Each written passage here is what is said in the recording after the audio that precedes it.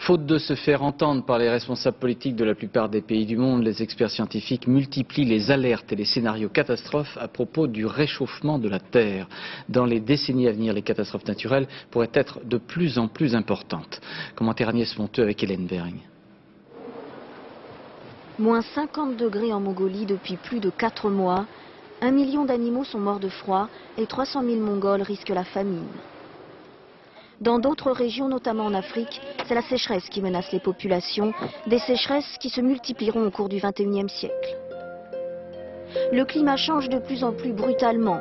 La fonte des glaciers au pôle sud en est le principal témoignage. Ce glacier a perdu 10 mètres de hauteur en 7 ans.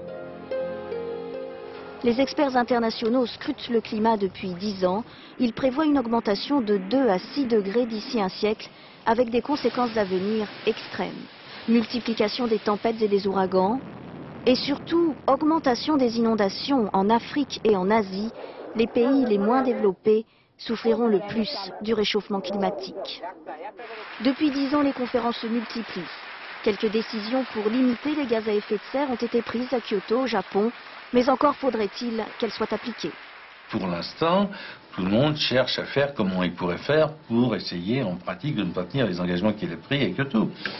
Et donc c'est quand même un petit peu décevant, c'est vrai. Dès la semaine prochaine, les experts proposeront des solutions pour limiter le réchauffement. Des solutions que les États connaissent déjà, par exemple le développement des énergies renouvelables. Mais aujourd'hui en France, les éoliennes et les capteurs solaires produisent à peine 1% de l'électricité.